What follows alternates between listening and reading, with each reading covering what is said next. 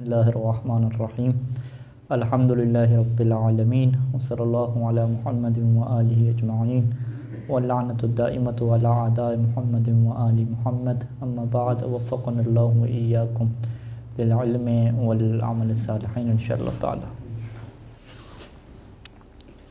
ला यजूज़ु लिज़्ज़ौजति इरज़ाउ वलदिल ग़ैर इज़ा ज़ाहम ज़ालिका हक़्क़ ज़ौजिहा मा लम यअज़ुन ज़ौजुहा लहा फ़ी ज़ालिका। मसला नंबर 148 148 कहते हैं कि बीवी के लिए जायज़ नहीं होता कि किसी दूसरे के बच्चे को दूध पिलाए अपने शोहर की इजाज़त के बग़ैर, लेकिन इसकी भी एक शर्त होती है। वो शर्त क्या है कि इज़ा ज़ाहम ज़ालिका हक़्क़ ज़ौजिहा, कि दूसरे के बच्चे को दूध पिलाना मुज़ाहिम बन जाए शोहर के हक़ के लिए।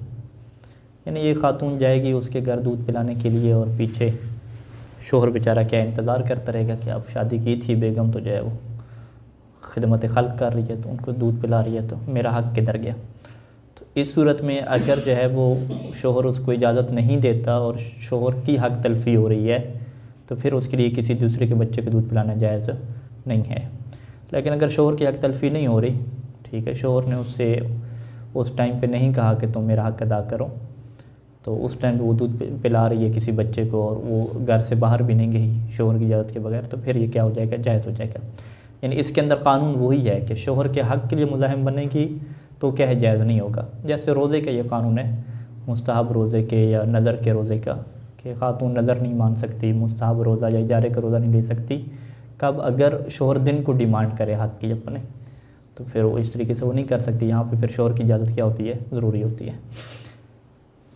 अच्छा जी, मालम या अज़ुन ज़ौजुहा लहा फ़ी ज़ालिका, जब तक उसका शोहर जो है वो लहा उस बीवी की इजाज़त ना दे फ़ी ज़ालिका दूध पिलाने की, जब तक इजाज़त ना दे और उधर से उसका हक़ भी तलफ़ हो रहा हो और वो इजाज़त भी ना दे रहा हो, फिर तो वाज़ेह है कि ये तो शोहर के हक़ की क्या है, तलफ़ी है। और शोहर के हक़ को तलफ़ करना ऐसी है कि खातून जो है वो बाहर जाके नौकरी कर रही है और उधर से शोहर का हक़ क्या हो रहा है, ज़ाया हो रहा है।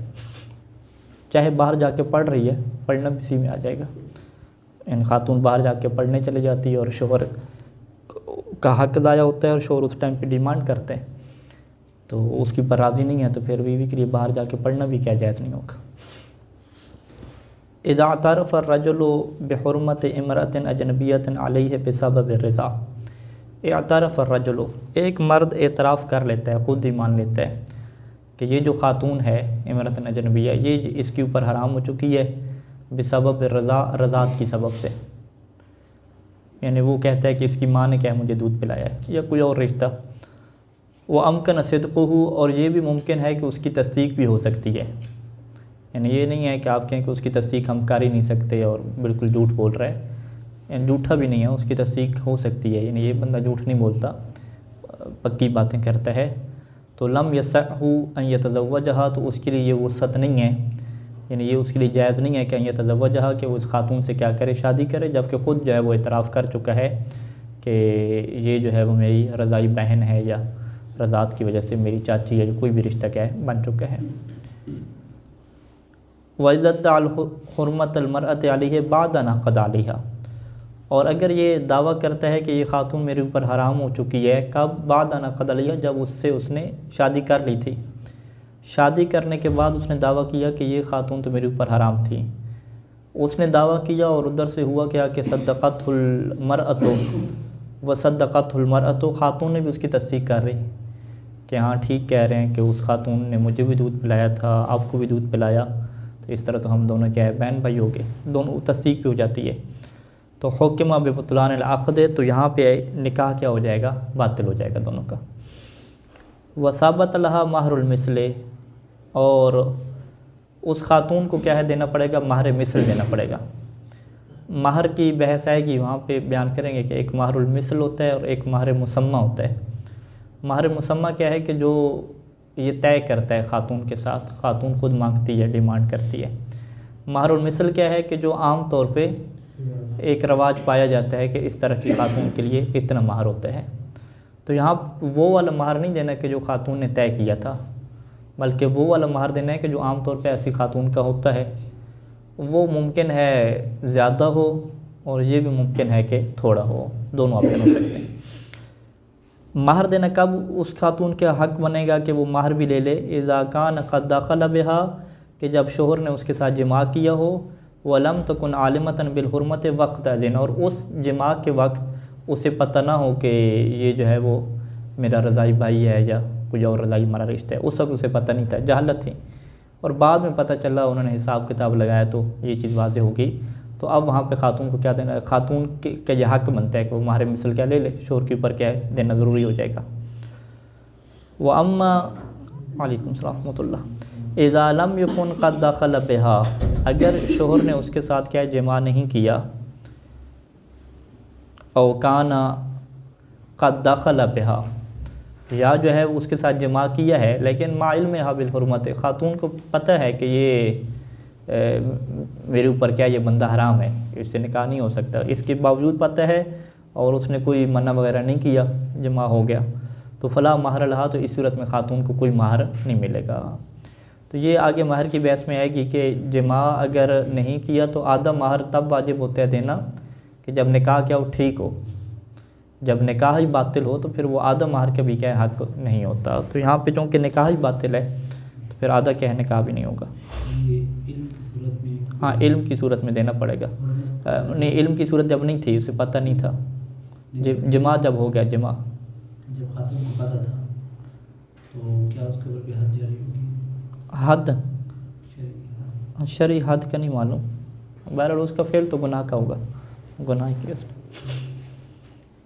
व नज़ीर एतराफ़ रजुल बेहुरमत अलमरअत, एतराफ़ अलमरअत बेहुरमत रजुल अलैहा क़ब्ल अल-अक़्द और बाद। और अभी तो हमने ये मसला छेड़ा कि मर्द ने जो है वो दावा किया है कि ख़ातून मेरे ऊपर हराम है, और मर्द ने एतराफ़ किया है कि ये ख़ातून क्या हराम है, यानी 149 नंबर मसला इसी उन्वान से था।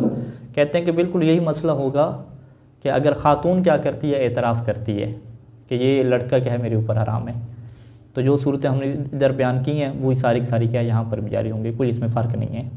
व नज़ीर एतराफ़ रजुल बेहुरमत अलमरअत, यानी ये जो हमने भी बयान किया है कि रजुल एक बंदा जो है वो ख़ातून के हराम होने का एतराफ़ कर लेता है, इसी की तरह है कि एतराफ़ अलमरअत है कि अगर कोई ख़ातून एतराफ़ कर लेती है कि बेहुरमत रजुल अलैहा, कि एक मर्द क्या है इसके ऊपर हराम है, चाहे वो क़ब्ल अल-अक़्द एतराफ़ करती है या बाद अल-अक़्द एतराफ़ करती है, तो फ़यजरी फ़ीही अत-तफ़सील अल-आनिफ़ ज़िक्र है, तो इसके अंदर वही तफसील होगी कि जो अभी क्या हमने आपको बयान की है। यानी ख़ातून की तस्दीक मुमकिन हो तो उसके लिए जायज़ नहीं होगा उस बंदे से शादी करना, और अगर अक़्द के बाद करती है और मर्द भी उसकी तस्दीक करता है तो फिर क्या निकाह इनका बातिल हो जाएगा, और महर की भी वही तफसील होगी जो ऊपर हमने बयान की है। अल-औला बेहतर है, यानी ये फतवा नहीं होता है, एक मशवरा होता है, नसीहत होती है फ़क़ीह की तरफ से कि नसीहत है और मशवरा है, बेहतर है कि मनउन निसा मिनल इस्तिरसाल फ़ी इर्ज़ाइल अतफ़ाल, कि ख़वातीन को जो है वो मना करना चाहिए मिनल इस्तिरसाल। इस्तिरसाल क्या होता है? यानी अपने आप को छोड़ देना, वो दाढ़ी के लिए ये लफ्ज़ इस्तेमाल होता है, इस्तिरसालुल लिहयत, दाढ़ी को छोड़ देना, ठीक है जी। यानी एक ख़वातीन क्या करती हैं, अपने आप को छोड़ देती हैं, किस काम के लिए? फ़ी इर्ज़ाइल अतफ़ाल, है कि कोई भी बच्चा आता है तो उसकी वो क्या करती रहती हैं, दूध पिलाती रहती हैं। तो ये ख़वातीन को यानी इस चीज़ से क्या है ख़ुद को रोकना चाहिए कि ऐसा ना हो कि अपने आप को आज़ाद कर दें, कोई भी बच्चा आ रहा है उसे दूध पिला रही हैं, एक दिन पूरा पिला रही हैं, 15-15 दफ़ा पिला रही हैं, ठीक है। ये क्यों इस तरीके से उन्हें मना करना चाहिए? हज़रम मिन निस्यान हिन्ना, इस बात से बचते हुए कि मिन निस्यान हिन्ना कि वो भूल जाएंगी, जब यानी सारे मोहल्ले के बच्चों को, रिश्तेदारों को दूध पिला रही हैं, अपने आप को इस बात के लिए आज़ाद छोड़ा हुआ है, तो वो फिर किस किस को याद रखेंगी, ठीक है, भूल जाएंगी। और वह हुसूल ज़िवाज मुहर्रम, और हो सकता है कि इससे ऐसा रिश्ता हो जाए कि जो ज़िवाज क्या होती है, हराम होती है, वो हासिल हो जाए बिला इल्तिफ़ात इलाक़त रज़ाइया, और इसमें कोई तवज्जो भी ना हो सके कि यहाँ पे रिश्ता कौन सा बने, हो सकता है उन्हें रिश्ता भी ना पता चले और ये कैसी ज़िवाज मुहर्रम हो जाए। तो लिहाजा इससे बेहतर है कि बच्चा जाए, लेकिन ऐसा करना यानी वाजिब नहीं है, ठीक है। यसबुत रिज़ाउल मुहर्रम बेअमरैन, वो रिज़ात के जो हराम करार देती है शादी को और महरम बनने का सबब बनती है, वो रिज़ात दो चीज़ों से साबित होती है। पहली चीज़ क्या है कि इख़बार शख्सन और अक्सर, एक बंदा ख़बर दे या एक से ज़्यादा बंदे ख़बर दें, और इसकी ख़बर की वजह से क्या हो जाए, यूजिबुल इल्म अवल इत्मीनान बेवक़ूई, आप उसने ख़बर दी आपको तो आपको इल्म हो गया या इत्मीनान हो गया कि रज़ात हुई होगी। ठीक है, उसने ख़बर दी, रिश्तेदारों ने ख़बर दी कि जब ये छोटा था तो हमारे घर पे आया था और इसको फ़लाँ खातून ने दूध पिलाया था, 1-2 दिन पिलाती रही दूध, इस तरीके से इसकी वालिदा बीमार थी, इस तरह की कोई उन्होंने क्या है वाक़या नकल किया। तो जैसे उन्होंने वाक़या नकल किया फ़ौरन उनकी बात से क्या इत्मीनान हो गया। आपने ये नहीं कहा कि ये झूठ बोल रहे हैं, ये शक वाली सूरत है।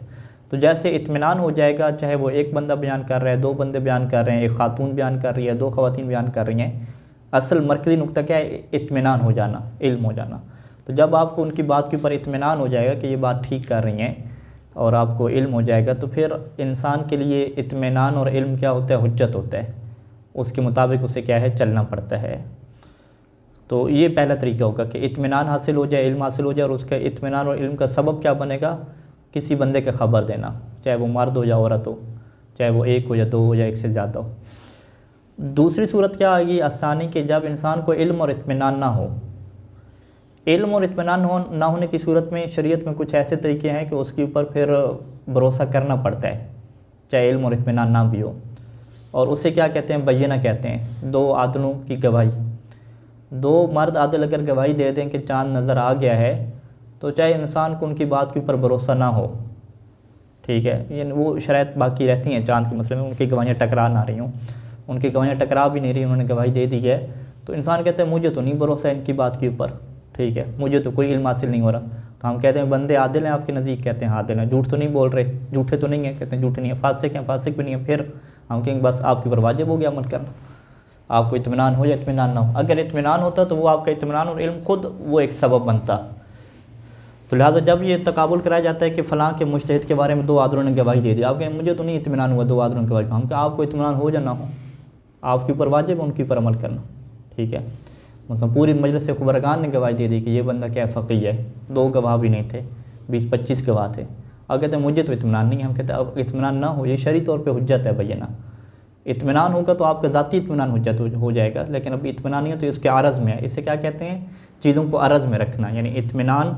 और दूसरी चीज़ जब आप बयान करते हैं तो वहाँ पे इत्मीनान की बात नहीं होती, ठीक है। तो लिहाजा कुछ बंदे कहते हैं जी हमें तो इन गवाहों पे एतमाद नहीं है, ठीक है। हम कहते हैं एतमाद ना होने का क्या मतलब है कि क्या आप उन्हें फासिक समझते हैं, वो कहते हैं नहीं फासिक नहीं समझते, मुत्तकी हैं, सब कुछ हैं। हम कहते हैं जब मुत्तकी हैं, आदिल हैं, तो फिर आपको इत्मीनान होना शर्त ही नहीं है। इसमें गवाहों की गवाही की हुज्जियत में ये शर्त नहीं होती कि इत्मीनान हासिल हो। हाँ, अगर वो 2 आदिल गवाह नहीं है, वैसे कोई खातून मर्द है, तो वहाँ पे ये शर्त रहती है कि इज़ा हासिल अल इत्मीनान। तो लिहाजा ऊपर वाली मिसाल में क्या कहा कि एक बंदा या 1 से ज़्यादा ख़बर देते हैं, और यूजिबुल इल्म, 1 या 1 से ज़्यादा बंदों की खबर देना अगर इल्म का सबब बनता है और इत्मीनान का सबब बनता है तो वो हुज्जत होगा। लेकिन नीचे ये बात नहीं करेंगे, नीचे आसानी में क्या कह दिया कि शहादत अदलैन अला वक़ूही, कि 2 आदिल मर्दों ने आके गवाही दी कि ये जी रज़ात हुई है, बस उसको क्या मान लेंगे। वफ़ी सबूत ही, क्या ये रज़ात साबित हो जाती है बेशहादत रजुलिन मा इमरतैन, कि एक मर्द ने गवाही दी 2 औरतों के साथ, और बेशहादत निसाइन अरबा, या 4 ख़वातीन आके गवाही दे दी, तो क्या इससे रज़ात साबित हो जाएगी। कहते हैं इसमें इश्काल है, यानी ये कब बात होगी, जब इत्मीनान हासिल ना हो रहा हो। अगर इत्मीनान हासिल हो गया वो तो पहली सूरत में शिफ्ट हो जाएंगे। अब क्या हमें इत्मीनान नहीं हो रहा, 4 ख़वातीन ने आके कहा, 2 ने कहा, 3 ने कहा, 1 मर्द था, 2 ख़वातीन थी, इत्मीनान नहीं हो रहा। इत्मीनान नहीं हो रहा तो क्या शरई तौर पर अमल कर सकते उनकी गवाहियों पर। कहते हैं नहीं, यहाँ पर इश्काल है। फ़ला युतरक मुराद मुख्तलिफ एहतियात फ़ी, तो इसमें जो एहतियात का तकाज़ा बनता है उसकी रियायत को तर्क ना किया जाए। यानी 2 तरह की एहतियात करनी होगी, एक तो जो है वो एहतियात करनी होगी कि उससे शादी नहीं की जाएगी, और दूसरा क्या है उससे पर्दा भी करना होगा एहतियात के तौर पे। हाँ, यहाँ पे फ़कत अदलैन की हुज्जत होगी। ला तुक़बलु शहादतु अला रज़ा इल्ला मुफ़स्सलतन, जो रज़ात के अंदर जो गवाही होती है वो कबूल नहीं की जाती, मगर कब कबूल की जाती है कि जब वो गवाही मुफस्सल तरीके से दें, तफसीली तौर पे। अच्छा, चाँद की गवाहियों को भी ऐसे होता है, चाँद की गवाही भी उस वक्त तक कबूल नहीं की जाती जब वो तफसीली तौर पे बताएं कि मैंने किस टाइम पे देखा और किस जगह पे देखा, वो कितनी बुलंदी थी, कितना जो है वो बारीक था, ये तफसीली गवाही से देनी होती है, ठीक है। ये नहीं है कि वो कहें कि जी अल्लाह की कसम जी मैंने चाँद देख लिया, ठीक है, फ़कत ये जुमला काफ़ी नहीं होता, उनसे पूरी तफसील कह ली जाती है। इसी वजह से जो है वो फॉर्म वगैरह बनाए हुए हैं अहले सुन्नत वगैरह ने, वो गवाहों से जब गवाही लेते हैं तो फॉर्म वो लिखते हैं, उसमें चाँद की बहुत सारी शक्लें बनाई तो उन्हें टिक करना होता है कि यूँ वाला चाँद था, यूँ था, किधर था, उन्हें टिक मार करनी होती है ताकि तफसीली उनकी है मैच कर सकें। तो कोई भी गवाही हो, यानी गवाही इजमालन नहीं चलती, गवाही क्योंकि हिस्सी होती है, देखने से होती है, तो उसमें तफसील उन्हें जिक्र करनी पड़ती है। तो लिहाजा यहाँ पे वो गवाही देंगे कि भाई बच्चा कितने साल का था, ठीक है, दूध पिया, एक दिन रात पूरा पिया, पूरा नहीं पिया, और दूध पीने की कैफियत क्या थी, फीडर में तो नहीं पी लिया, दरमियान में कुछ खाता था नहीं खाता था, वो जो 8 शराइत हैं सारी तफसील आप उससे लेंगे। तो आपको बाद में पता चल जाएगा ये तो ऐसे 2 दफ़ा दूध पिलाया था नानी ने, 2 दफ़ा दूध नानी ने पिला दिया और शोर मचा दिया कि जी निकाह को बातिल करो, हराम करो, ठीक है।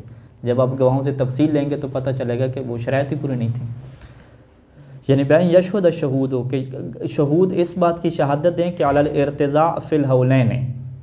अब वो शराइत के ऊपर आगे शराइत की पूरी तफसील बताएं कि ये जी इर्तिज़ा हुई है फ़िल हौलैन, इसी 2 साल के अंदर हुई है, बिल इम्तिसा से मिन सद, ये और डायरेक्ट जो है वो सीने से दूध पिया गया है, फीडर का इशू नहीं था।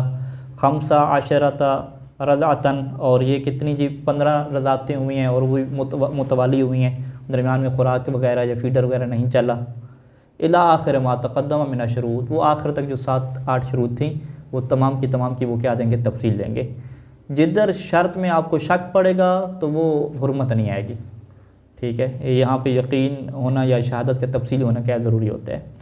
वला तकफ़ी शहादतुल मुतलक़ा वल मुजमला, और मुतलक़न कोई शहादत देता है तफसीलात नहीं जिक्र करता, वो कहते हैं बस रज़ात हो गई है, ये दूध पिया है, ठीक है। मुजमल कह देते हैं रज़ात हो गई है, तफसील उसे पता ही नहीं है, कहते हैं ये वाली गवाही काफ़ी नहीं है, ठीक है। उसे कहेंगे आपने गवाही दी है कि आपकी वालदा ने दूध पिलाया है, लेकिन तफसील उसके पास नहीं है, भाई 15 दफ़ा पिलाया है नहीं पिलाया, दिन रात पूरा पिलाया नहीं पिलाया, उन्होंने कहा बस मैंने देखा मेरी वालदा ने दूध पिलाया। वो भूल गया हो।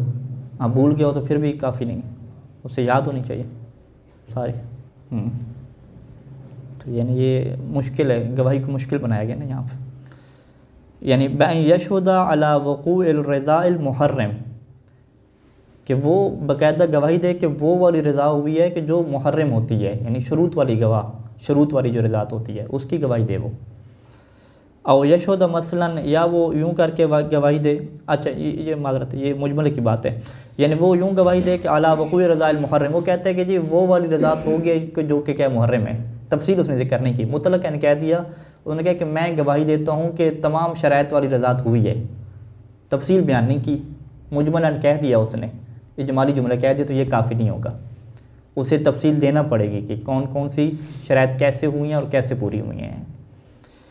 और यशोदा मसलन, या मिसाल तौर पे वो ये गवाही दे कि अन्ना फ़ुलानन वलद फ़ुलानतिन, के फ़लाँ जो बंदा है जो फ़लाँ का बेटा है, और फ़ुलानतुन बिन्तु फ़ुलान, या जो फ़लाँ खातून है वो फ़लाँ की बेटी है, कौन सी रज़ाई, यानी वो यूँ गवाह देता है कि जी वो कहते हैं मैं गवाही देता हूँ कि ये जो लड़का है ना ये उस बंदे का जो है वो रज़ाई बेटा है, ये उसकी जी रज़ाई माँ है, ये उसकी जी रज़ाई बेटी है, यूँ करके गवाही दे रहे हैं। रज़ात कैसे हुई है पीछे ये कुछ पता नहीं है, भूला हुआ है हर चीज़, ठीक है। तो ये वाली गवाही क्या काफ़ी नहीं होगी, बल युसअलु मिन्हु अत-तफ़सील, उससे क्या है तफसील तलब की जाएगी। जब मौलवी साहब तफसील पूछने बैठेंगे तो वो खुद ही जान छुड़ा के भाग जाएगा, ठीक है। 7 शराइत अब कैसे पूरी करेंगे। मुतलक इसमें क्या है, रज़ाए मुहर्रम हुई है, ये इसका मुतलक कहते हैं, और मुजमल उसको कहते हैं बाद वाली। इतना इसमें फ़र्क, कोई एक दकीक फ़र्क होगा लेकिन फ़िलहाल इतना अहम नहीं है उसके। अच्छा जी, लौ शक्का या लौ शुक्का फ़ी वक़ूइ रज़ा, अगर शक किया जाए कि रज़ा हासिल हुई या ना हुई, या ये पता है कि रज़ा हासिल हो गया लेकिन शुक्का फ़ी हुसूल बाद शुरूत ही, 3-4 शराइत तो उसने सही बता दी लेकिन बाद शुरूत में क्या है शक बढ़ गया कि ये शराइत हासिल हुई हैं या नहीं हुई। मिसाल तौर वो शराइत क्या हो सकती हैं, कमियत और कैफियत की हो सकती हैं। कमियत से क्या मुराद है, वो मिक़दार मुराद है ना, कमियत का पैमाना क्या है, हमारे पास 15 रज़ातें हैं ना। कैफियत में क्या है, वो दिन और रात है, और वो सीने से डायरेक्ट पीना, ये कैफियत में आती हैं सारी चीज़ें, ठीक है। तो अगर बाद शुरूत में शक पड़ गया, चाहे वो कमियत वाली शुरूत हो या कैफियत वाली हो, तो बोनिया मसलन बना अल अदम, तो वो किसके ऊपर बिना रखेगा, अदम के ऊपर रखेगा कि ये शर्त मुतहक्किक नहीं हुई। व इन कान एहतियात, अगरचे यहाँ पे एहतियात करना माज़न बेवकूफ़, कि जब ज़न हो के हो सकता है ये शर्त हो गई हो, ज़न है उसे इत्मीनान नहीं है कि बेवकूफ़ ही, उसे ज़न है कि बेवकूफ़ रज़ा, कि रज़ा हो गई है, जामिया शराइत और इसमें मुकम्मल शराइत भी मौजूद थी, बल मा इस्तेमाल, बल्कि उसे थोड़ा इस्तेमाल भी है कि हो सकता है रज़ात हुई हो। तो ये एहतियात करना क्या है, हसनन, एहतियात करना अच्छा है, यानी इसमें वाजिब नहीं है एहतियात करना, ठीक है। एक अच्छी बात है कि अगर एक इस्तेमाल हो गया कि हो सकता है ये रिश्ता हराम हो तो वो ना करे बंदा, ठीक है। यंबगी अन युख्तारा या अन यख्तारा, वो शोहर इख्तियार करे, लिरज़ाइल वलद, अपने बच्चे की रज़ात के लिए इख्तियार करे, किसको इख्तियार करे, अलमुर्ज़िअता अलमुस्लिमता, उस दूध पिलाने वाली ख़ातून को इख्तियार करे कि जो मुसलमान हो, यानी काफ़िर भी दूध पिला सकती है, हराम नहीं होता बच्चे के लिए, और क्या हो, आक़िला हो, मजनून ना हो, और ज़ात सिफ़ात हमीदा, उसकी जो सिफ़ात हैं वो भी अच्छी हों। कौन सी सिफ़ात, जिस्मानी या सीरत वाली, कहते हैं दोनों, खल्क़न व खुल्क़न, ठीक है जी, यानी वो है करीहुल वजह, यानी बदसूरत क्या है, ख़ातून ना हो दूध पिलाने वाली, ठीक है, यानी खुल्क़ अखलाक के एतबार से भी और खिलकत के एतबार से भी क्या है, उसकी अच्छी सिफ़ात हों। फ़िल ख़बर अन अमीरुल मोमिनीन अलैहिस्सलाम, ये रवायत है अमीरुल मोमिनीन अलैहिस्सलाम से कि उन्ज़ुरू मैं युर्ज़िअ औलादकुम, कि इस बात को तुम देख लिया करो, देखभाल कर लिया करो कि तुम्हारी औलाद को कौन दूध पिला रही है। उसकी वजह क्या है कि फ़इन्नल वलदा यशुब्बु अलैहि, शबाब, जवान होना, क्योंकि जो बच्चा है अलैहि, इसी रज़ात के ऊपर तो जवान होगा, तो यानी इसी रज़ात की वजह से उसकी जवानी बनेगी, हड्डियाँ बनेंगी, तो ये वाज़ेह तौर पे उसके ऊपर क्या होगा, असर होगा। तो ये तो खैर बात मुआशरे में मौजूद है, रवायात में मौजूद है कि दूध का क्या होता है, असर होता है। वला यंबगी, यानी मेडिकली भी असर होता है और अखलाक के एतबार से भी असर होता है, दोनों एतबार से असर होता है, जिस्मानी सेहत के एतबार से सारा।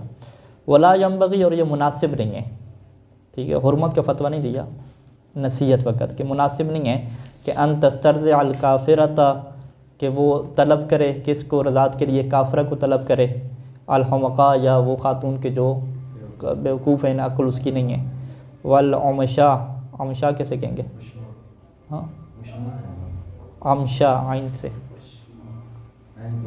आइन के बाद मीम में, अमशा, अमशा, आपको अशमा लिखा हुआ, अच्छा अच्छा, चलो मैं इस लफ्ज़ को मैं नहीं देख सका, देख लीजिएगा इसमें, क्यों खादिम साहब देखें वाला,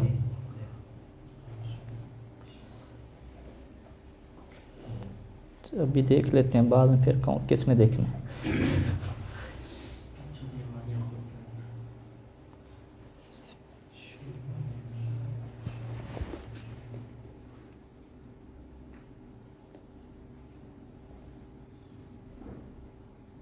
आँखों से, जिसकी आँखें कमज़ोर हों, वह या अमशा होने, यानी आँखों में जो चौंधियाना, आँखों का चौंधियाना लिखा हुआ है, आँखों से पानी जारी होना, ठीक है, अमशा ऐसे कहते हैं, अमशा, नज़र कमज़ोर है जिसकी, आँखों से पानी जिसका बेहतर रहता है, कमज़ोर निगाह होना, हाँ, कमज़ोर निगाह होना, हाँ ये भी है, आमिशा फ़ुलान आमिशन, कमज़ोर निगाह होना, आँखों से जारी होना। तो कमज़ोर निगाह वाली जो ख़ातून है, जिसकी आँखों का इशू है, वो क्या है, दूध, उससे दूध नहीं पिलवाना चाहिए। और वह कबीहतल वजह, जिसका चेहरा क्या है, बदसूरत है। कमा युकरह, जैसे ये मकरूह है। अब यहाँ पे कराहत का आ गया फतवा कि इस्तिरज़ा ज़ानियत मिन लबन अलहासिन मिन ज़िना, के उस ज़ानिया से रज़ात को तलब किया जाए कि जिसका जो दूध आया वो ज़िना की वजह से क्या है, आया है। अब इलमरअत अलमुतवल्लिदत मिन ज़िना, जब वो खातून दूध पिलाए कि जो खुद क्या है, ज़िना से पैदा हुई है, ठीक है, वलद ज़िना, ये क्या मकरूह हो जाएगा। अल-अम्र सालिसु अल-मुसाहरतु व मा युल्हक़ु बिहा, यहाँ पे अम्र सालिस आ गया। पहला अम्र क्या था, नस्बी था, यानी नस्बी एक मामला था, वहाँ पे 7 अनामीन बताया कि जिसकी वजह से रिश्ते हराम होते हैं, महरम बनते हैं। दूसरा अमर क्या था, रज़ात था। और तीसरा अमर क्या है, मुसारा है। और मुसारा के साथ वमा युल्हक़ु बिहा, कुछ ऐसी चीज़ें हैं कि जो मुसारा के साथ मुल्हक़ की जाती हैं, मुसारा नहीं है, मुल्हक़ की जाती हैं, उस ज़िना और लिवात वगैरह के केस में जो क्या रिश्ते हराम होते हैं। सबसे पहले मुसाहरा की तारीफ़ करते हैं कि अल-मुसाहरतु अलाक़तुम बैन अहद ज़ौजैन मा अक़रबा अल-आख़र, कि मुसाहरा उस रिश्तेदारी को कहते हैं कि जो मियाँ बीवी में से हर एक की बनती है, मा अक़रबा अल-आख़र, दूसरे के रिश्तेदारों के साथ। यानी जब भी एक बंदा शादी करता है किसी खातून के साथ, तो उस बंदे के कुछ रिश्तेदार उस खातून के महरम बन जाते हैं, और ख़ातून के कुछ रिश्तेदार क्या है, इसके शोहर के महरम बन जाते हैं। इसे क्या कहते हैं कि मियाँ बीवी में से एक के रिश्तेदार दूसरे के लिए क्या बनते हैं, जिस वजह से महरम बनते हैं उस वजह को क्या कहते हैं, मुसाहरा कहते हैं। और ये जो मुसाहरा है मूजिबतुन लिहुर्मत निकाह, इसकी वजह से निकाह क्या हो जाता है, हराम हो जाता है, निकाह हराम हो जाता है, महरम बन जाते हैं आपस में। इम्मा आइनन, या तो ख़ुद उससे निकाह हराम होता है, और जमन, या ख़ुद उससे आइनन निकाह हराम नहीं होता, जमन क्या हराम होता है, यानी इससे भी निकाह करे और साथ क्या है उसकी बहन से भी निकाह करे, ठीक है, जिस तरह हम साली कहते हैं, ठीक है। हाँ, बैन उख्तैन, मतलब जम बैन उख्तैन, दो बहनों से एक टाइम पे निकाह करना क्या हराम है। अला तफसीर, इसकी तफसीलात हैं कि जो आने वाले मसाइल में क्या है जिक्र की जाएगी। आइनन फ़कत एक मुअय्यन करके, जमन नहीं, जमन के मुकाबले में आ जाएगा।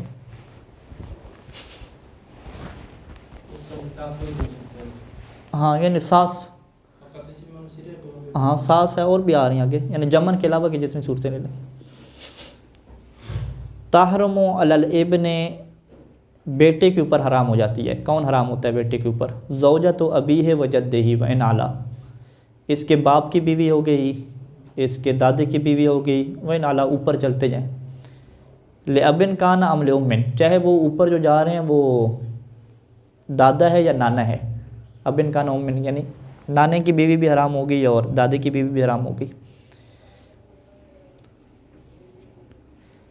तो यही कह सकते हैं आबा की जो बीवियाँ होंगी वो क्या है, बेटे के ऊपर क्या होती हैं, हराम होती हैं। और ये जो हुर्मत आती है, हुर्मतन दाइमियतन, ये दायमी हुर्मत आती है, हमेशा के लिए। सवाउन अकान ज़ौज दाइमियन, सवाउन अकान ज़िवाज दाइमियन औ अम मुनक़तियन, चाहे उसके बाप दादा ने जो शादी की है वो दायमी हो या क्या हो, अक़द इनक़ताई हो। व सवाउन दाखिल अब अविल जद बिज़ौजती अमला, और चाहे उसके बाप दादा ने अपनी बीवी के साथ जिमा किया हो या जिमा ना किया हो, फ़कत वो निकाह करते जाएंगे जिस खातून के साथ, तो वो खातून बेटे के लिए अब क्या हो जाएगी, हराम हो जाएगी, ठीक है। तो अगर बेटा कहीं पे शादी पे मुसिर है और बाप उससे क्या एक दफ़ा सीधा निकाह पढ़ ले, बस उस खातून से कहे कि एक दफ़ा सीधा निकाह पढ़ लो मेरे साथ, फिर तलाक दे दूँगा, या एक दिन का निकाह मुद्दा पढ़ ले, बस बेटे को कहे कि अब तो काम हो गया, अभी तुम शादी नहीं कर सकते, ठीक है। और ये क्या है, हुर्मत दामी है, इसका कोई इलाज भी नहीं है, इसका कोई कफ़ारा शफ़ारा कुछ भी नहीं है। व सवाउन अकान नस्बियैन अम रज़ाइयैन, चाहे वो जो दोनों हैं बाप और दादा वो इसके नस्बी हों या क्या हों, रज़ाई हों, यानी बाप दादा जो नस्बी हैं उनकी बीवी भी हराम होती है, और जो रज़ाई बाप दादा होते हैं उनकी बीवी भी क्या होती है, हराम होती है। तो ये हुर्मत कहाँ से आएगी, इसको हम क्या कहेंगे, मुसाहरा वाली हुर्मत है। ये नहीं है कि कोई अनामी सबब वाली है या रज़ात वाली है, मुसाहरा की हुर्मत कहेंगे। 156 नंबर मसले में क्या कहते हैं कि तहरुमु अलल अबे, कि बाप के ऊपर कौन सी ख़वातीन हराम होती हैं, कहते हैं बाप के ऊपर भी हराम हो जाती है ज़ौजतु इब्न ही, उसके बेटे की बीवी हराम हो जाती है, यानी उलट भी है काम, ठीक है। बाप के ऊपर जो बेटे की बीवी है वो हराम हो जाती है, जिससे हम बहू कहते हैं। वाल जद, और इसी तरीके से जद के ऊपर भी क्या होती है, हराम हो जाती है ज़ौजतु हफ़ीद ही व सिब्त ही, जद चाहे वो बाप की तरफ से हो, दादा जिसे हम कहते हैं, या क्या हो माँ की तरफ से जिसे हम नाना कहते हैं। हफ़ीद किसे कहते हैं, पोते को कहते हैं, सिब्त किसे कहते हैं, नवासे कहते हैं। सिब्ताइन दो जो नवासे थे, तो उसके जो पोते की बीवी है और नवासे की बीवी है, वो इन नज़र अगरचे वो नीचे चलते जाएँ, पोता पड़पोता जो नाम रखते हैं, ठीक है, वह इन नज़ला हुर्मतन दाइमी, और ये भी हुर्मत कौन सी आती है, दायमी आती है।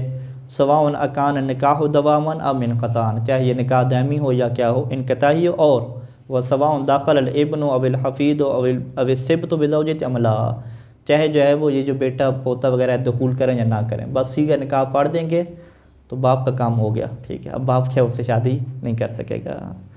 वह सवाउन अकान नस्बियैन अम रज़ाइयैन, चाहे ये जो है वो जो बेटा उसका है, ठीक है, और ये जो पोता है, ये जो नवासा है, कानून जमा का सीगा लगाए ना, कि ये जो बेटा नवासा और पोता ये सारे के सारे नस्बी हों या क्या हैं, रज़ाई हों। तहरुमु अला ज़ौजे, शोहर के ऊपर हराम होती है, कौन, उम्मु ज़ौजतिही, उम्मु ज़ौजतिही को क्या कहते हैं हम, सास कहते हैं, यानी बीवी की माँ, बीवी की माँ क्या है, शोहर के ऊपर हराम हो जाती है। वह जद्दात हुआ, इसी तरीके से जो बीवी की दादियाँ और जो नानियाँ हैं, ठीक है, वो भी हराम हो जाएंगी। वे नालवाना जितना ऊपर चलते जाएँ, लेबिन को नाम ले उम्मिन, वही दादियाँ हों या क्या हो, नानी हों, और नस्बन वरदान, चाहे वो नस्बी हो या क्या हो, रज़ाई हो, यानी ज़ौजा की रज़ाई माँ हो, रज़ाई दादी हो, रज़ाई नानी हो, वो भी क्या हराम हो जाती है। और ये हुर्मत भी क्या दायमिया है। और इसमें भी क्या है, यही कह रहे हैं कि सवाउन दाखिला बिज़ौजती अमला, चाहे वो ज़ौजा के साथ क्या करे, जिमा करे या ना करे, व सवाउन कान अल अक़्द दवामन अम इनक़तान, चाहे जो निकाह है वो दायमी हो या इनक़ताई हो, और व सवाउन कानत ज़ौजतु सग़ीरतन अम कबीरतन, ये पीछे जो मसला गुजरा था कि बाबी को महरम बनाने वाला, तो वो ऐसे ही था, ठीक है, रज़ात में, चाहे ज़ौजा सग़ीरा हो या कबीरा हो। तहरुमु अला ज़ौजे, शोहर के ऊपर हराम होती है बिन्तु ज़ौजतिही अल मदखूल बिहा, यहाँ पे मदखूल के कैद लगी कि शोहर के ऊपर जो है वो अपनी बीवी की जो बेटी है हराम हो जाती है। लेकिन कौन सी बीवी की बेटी, जिस बीवी के साथ इसने क्या हो, दखूल भी कर लियो, जिमा भी कर लियो। यानी एक खातून थी, बेवा थी, उसकी बेटियां थीं पहले से, तो अब बेवा खातून से अगर निकाह हो गया है तो उसकी बेटियां हराम नहीं होंगी, ठीक है। अगर वो बेवा को तलाक देता है तो बाद में उनकी बेटियों से शादी कर सकते हैं किसी से, लेकिन हराम कैसे होंगी, यानी जमन तो हराम होंगी, ठीक है।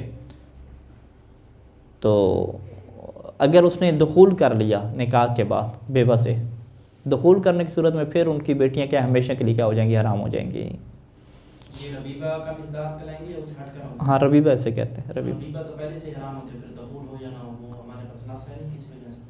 नहीं, वो दखूल के साथ होगी, नस मैंने नहीं देखी, उसमें भी दाखल तुम हिन्ना या इस तरीके से कोई लफ्ज़ होगा, की बेटी तो वैसे ही उस पे हराम नहीं उसमें आयत में शायद होगा, यानी दखल तुम के अल्फाज होंगे, ठीक है, दखूल वाले, यानी वो उन अजवाज की बेटियां कि जिन अजवाज से तुमने दखूल किया हो, ठीक है। ये सर्च करें, आपके वो मोबाइल है तो ये इसमें निकलेगा। वरबाइब वो क्या आयत है, हाँ, लाती आगे क्या है, फ़ी हुजूरिहिन्ना, फ़ी हुजूर, हाँ फ़ी हुजूरिहिन्ना, उनकी जो गोद में है, ये सारी बेटी से किया जाए और उसको दखूल किया जाए ना भी किया जाए तो सास, हाँ सास, हाँ सास की जो हुर्मत है वो दखूल की मुहताज नहीं है, लेकिन जो ज़ौजा की जो बेटी है उसमें दखूल की शर्त है। अच्छा, तहरम अला ज़ौज बिन्तु ज़ौजतिही अल मदखूल बिहा व इन नाज़लत, यानी अगरचे उसकी बेटी क्या है, नीचे चली जाए, उसकी पोती हो, नवासी हो, मिन बिन्तिन कानत और मिन इब्न, उसकी बेटी से हो वो या उसके बेटे से हो, वही बेटी से नवासी बनेगी और बेटे से क्या है, पोती बनेगी। वला तहरमुल बिन्तु अला इब्न ज़ौजे वला अला अबी है, ये जो लड़की है ये इब्न ज़ौज के ऊपर क्या हराम नहीं होगी, ज़ौज का जो बेटा है इसकी, यानी ये वो मसला पूछते नहीं है कि भाई वो उधर से क्या थे, बाप बेटा थे और उन्होंने शादी किससे की है, माँ बेटी से शादी की है, तो क्या ये रिश्ता जायज़ होगा। यानी बाप शादी कर रहा है किससे, माँ से, और बेटा शादी कर रहा है बेटी से, या उलट कर ले, ठीक है, बेटा माँ से शादी कर ले और बाप किससे कर रहे हैं, वो जो लड़की की माँ है उससे लड़का शादी कर हाँ, रहा है, और जो उस लड़की है बेटी है उससे बाप शादी कर रहा है, बाप है वो कर रहा है। तो ये हो सकती है ना, ठीक है। अगर उन्होंने अभी बिन्त का बताया, माँ का नहीं बताया। वला तहरुमुल बिन्तु अला इब्न ज़ौजे, ठीक है, ज़ौज के बेटे के ऊपर भी वो लड़की हराम नहीं होती, वला अला अबी है, और ना ही जो ज़ौज का वालिद है, ठीक है, उसके ऊपर भी क्या हराम नहीं होती, यानी शोहर का बाप। अला अबी से क्या मुराद है, यानी शोहर का बाप, अला अबी ज़ौजे। कमाला तहरम अलैहि, जैसा कि उस शोहर के ऊपर हराम नहीं है बिन्तु ज़ौजतिही, अपनी उस ज़ौजा की बीवी के गैर अलमदखूल बिहा, कि जिसके साथ क्या है, निकाह नहीं हुआ, वो हराम नहीं है। लेकिन हराम कब नहीं, आइनन, कि फ़कत उससे निकाह करे, ना कि वो इकट्ठा क्या करे, ठीक है, आइनन क्या अलग करे, यानी उसकी पहले माँ को तलाक दे दे फिर उसकी बेटी से निकाह करे, तो ये हो सकता है। जमन यानी नहीं हो सकता। वह इन्नमा तहरम अलैहि, और वो जो बेटी है ये शोहर के ऊपर हराम है, जमन क्या हराम होगी, अल-रहवत रजुमन, ये क्या एहतियात लाजिम है, यहाँ पे फतवा नहीं है, एहतियात लाजिम है। यानी इसका क्या मतलब है, आइनन उससे शादी हराम नहीं होती, यानी यजूज़ लहु ज़िवाजो, यानी उस शोहर के लिए जायज़ है कि वो शादी करे, मिन्हा, अपनी बीवी की बेटी के साथ, मिन्हा यानी बिन्ते ज़ौजा के साथ, लेकिन कब शादी करे, इज़ा ख़रजत उम्मुहा मिन इस्मतिही, कि जब उसकी जो माँ है वो इसकी इस्मत से क्या है, निकल जाए, इसकी क्या है, ज़ौजियत से निकल जाए। कैसे निकल जाए, बेमौतिन, ये खुद मर जाए वो मर जाए, बीवी मरेगी ना, ठीक है। हाँ, इससे शादी कर, हाँ, मौत वाक़या हो जाए, यानी बीवी इसकी मर जाए और तलाक़न या तलाक़ दे दे और गैरहिमा, मौत और तलाक़ के अलावा क्या ऑप्शन होगा? वो खुद ही मतलब छोड़ जाए, कोई और सबब आ जाए तो इसको मुहर्रम कर दे बीवी को, बीवी, हाँ बीवी, हाँ ठीक है, हाँ वो रज़ात वगैरह की वजह से कोई और बन जाए सबब कि बीवी क्या हो जाए, हराम हो जाए ऑटोमेटिकली, ठीक है, मुर्तद्दा हो जाए, वो बयान करेंगे, काफिर हो जाए, मुर्तद्दा हो जाए, मुर्तद हो जाएगी बीवी, काफिर बन जाएगी, मुशरिका, तो वो हराम हो जाएगी, ठीक है। वो अम्मा क़ब्ल ज़ालिका, लेकिन इससे पहले, किससे पहले, यानी अब अभी उसकी माँ क्या है, इसकी ज़ौजियत से खारिज नहीं हुई, तो फ़याहतात, तो वो एहतियात करे कि बाद में ज़वाज में ना उसकी बेटी के साथ क्या है, एहतियात करे शादी ना करने की, एहतियात वाजिब है ये।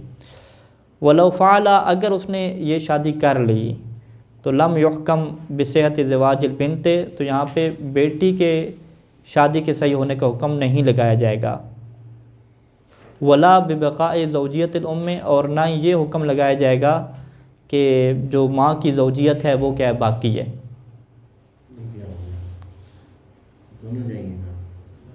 वो भी ख़तरे में पड़ जाएगी, दोनों जाएंगी। वो जिस तरह नहीं था, रज़ात हो गई थी दोनों जगहों पे, क्योंकि उसकी बेटी के साथ शादी की है तो अब एहतियात हमने बनानी है ना। हो सकता है कि उसकी बेटी के साथ शादी किया हो ठीक हो, जब बेटी के साथ शादी ठीक होगी तो उसकी जो पहली बीवी है वो क्या बन जाएगी, सास बन जाएगी। तो वो तो कानून हमने पढ़ लिया कि किसी भी लड़की की माँ क्या हो जाती है, मुजर्रद निकाह से क्या हो जाती है, हराम हो जाती है। तो फिर एहतियात के इसमें तकाज़ा क्या होगा कि वो ये कहेगा कि एक तो मेरी शादी ठीक नहीं हुई इस बेटी के साथ, और उधर से वो क्या कहेगा कि अब इसकी जो वालदा है वो भी मेरी ज़ौजियत में क्या बाकी नहीं रही, उसको भी क्या देनी पड़ेगी, तलाक देनी पड़ेगी। तो ये एहतियात का क्या बनेगा, तकाज़ा बनेगा यहाँ पे। सल्लल्लाहु अला मुहम्मद व आलिहि अजमाइन।